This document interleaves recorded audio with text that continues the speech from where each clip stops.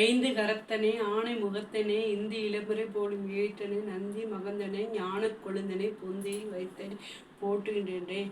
ஸ்ரீராம் ஜெயராம் ஜெய ஜெயராம்.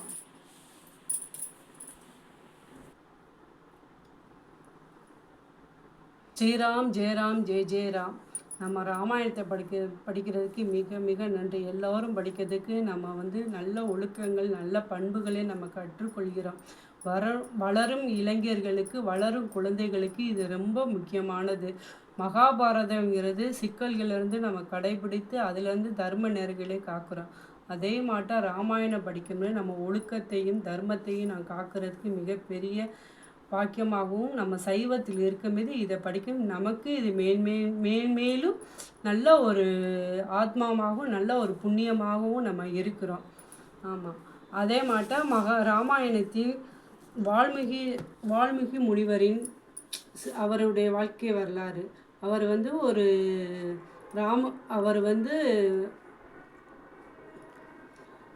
அவர் பிராமணர் இதில் பிறந்தார், பிராமணர் குலத்தில் பிறந்தார். பிறக்கும்போது பெரிய இதிகாசங்களை எழுதுவார் என்று ஜோதிடம் சொன்னார்கள். வளரும்போது மலைவாசி மக்கள் குழந்தைகள் இல்லை, அதனால் அவரை தெரியாமல் எடுத்து கொண்டு போய் வளர்த்து அவர் பல தப்பான செயல், திருடுறது, கொலை பண்ணுறது எல்லா செயல்களையும் செய்தார். திருமணம் முடித்து அவருக்கு ஒரு குழந்தைகள் இருக்குது. அங்கேருந்து அப்படி தப்புகள் செய்து வாழ்ந்து வந்தார். வரும்போது அங்கேருந்து வழிப்பறி கொள்ளைகளையும் அவர் வாழ்க்கையில் அது ஒரு செயலாகவே செஞ்சுட்டு வந்தார். வரும்போது முனிவர்கள் வந்தாங்க. அவங்ககிட்ட மிரட்டி நகைகள் இதெல்லாம் கேட்கும்போது அவர்கள் முனிவர்கள் நீ யாருக்காக வாழ்கிற, எதுக்காக வாழ்கிற அப்படின்னு கேட்கும்போது நான் என்னுடைய மனைவி குழந்தைகளுக்காக இது செய்கிறேன், இந்த பாவ செயல் உனக்கு எதுவாகுமா அப்படின்னு கேட்டிருக்காங்க.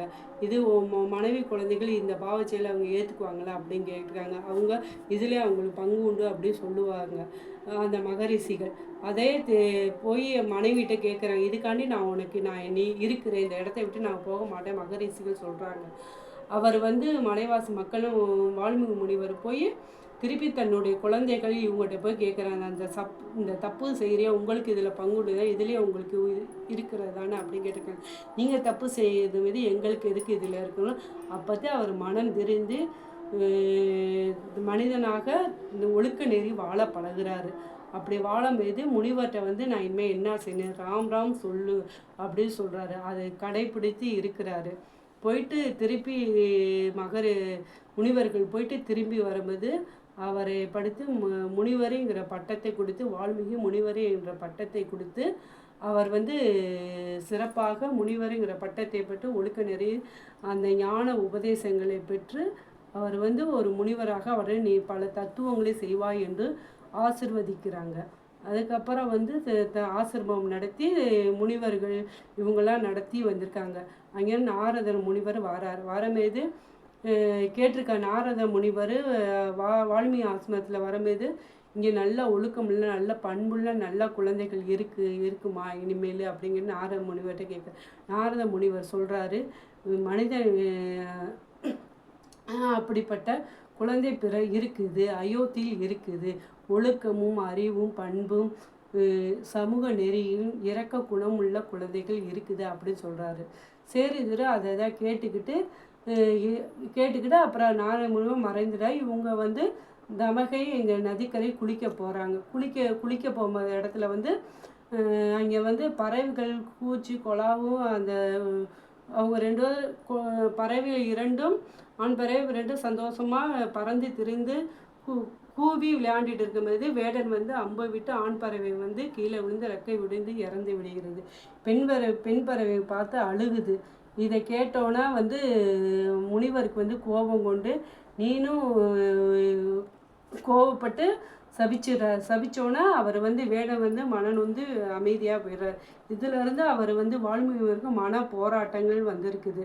அப்புறம் அதுலேருந்து ஒரு பாட்டு தத்துவ பாட்டு எழுதுறாரு.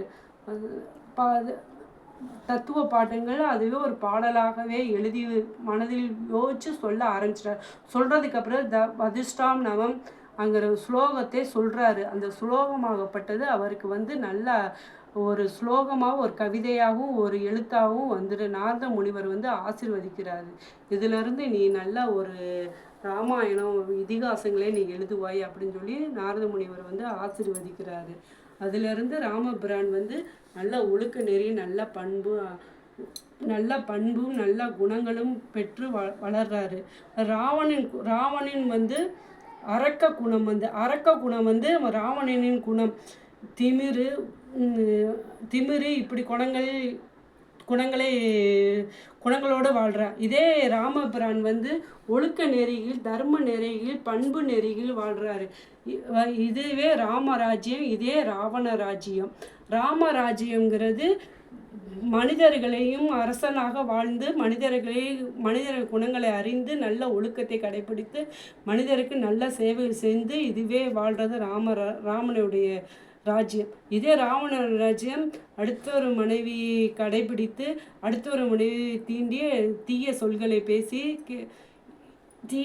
பேசி அதுவே அப்படி கெட்ட செயல்களை செய்து அரக்க குணத்தையும் திமிருதனத்தையும் நடத்தி வாழ்வதே ராவணனுடைய ராஜ்யம்.